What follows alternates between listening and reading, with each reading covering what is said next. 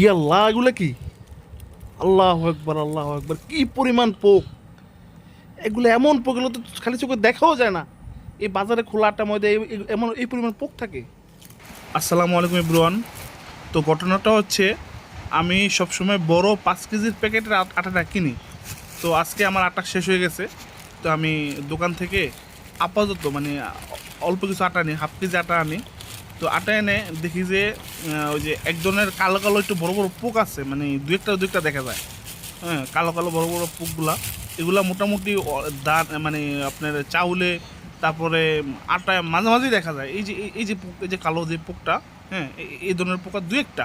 তো আমি দোকানদারকে বলছিলাম যে ভাই, এই পোক মানে এটা ভাই, এটা দু একটা, এটা সমস্যা নেই, এটা আপনি একটু লাড়া দিলেই দেখবেন। তো আচ্ছা, আমি নিয়ে এসেছি 1/2 কেজি আটা, যেহেতু তো দিয়ে করি নেই। তো আমি ভাবতেছি কয়টা না কয়টা থাকে নাকি আশেপাশে, তো আমি একটু, হ্যাঁ, চাইলে নেই আর কি। আমাদের এখানে বলে চেলে নেওয়া। তো আমি চেলে নেওয়ার জন্য চালনিতে আটা কিছু কিছু আটা ডালছি।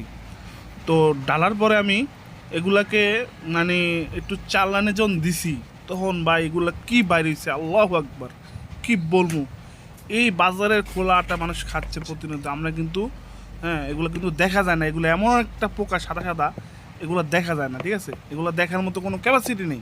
আপনি যদি এভাবে না চালান, একদম এই যে গুঁড়া মিহি চালনিতে যদি না চালান, এগুলো কখনো ভুলও দেখা যাবে না। মানে এমন সাদা সাদা পোকা। আর এই যে কালা কালা পোকা কিন্তু বেশি না, কালা কালা পোকা হলে 5-6টা। তো এই বেশি পোকা হচ্ছে এই সাদা সাদা যে পোকাগুলো, সম্ভবত এগুলার বাচ্চা এগুলা। হ্যাঁ, আসলে কি বলবো, এগুলা মূলত হচ্ছে ওই যে যে বস্তার আটাটা আছে, ওই আটার যে বস্তাটা, ওটা তো থাকে মানে ছিদ্র ছিদ্র, ওগুলোতে পোকা খুব সহজে ঢুকতে পারে। আর একদম ঢুকেই ডিম টিম ফুটিয়ে বাচ্চা কাচ্চা দিয়ে বংশ বিস্তার করে ফেলে। আর আমার মনে হয় না 90% বাড়িতে মানে এরকম আটা চালার চিন্তা ভাবনা করে।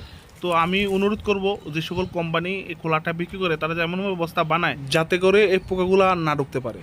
আর ভিডিওটা শেয়ার করে দিন, যাতে মানুষ সচেতন হতে পারে।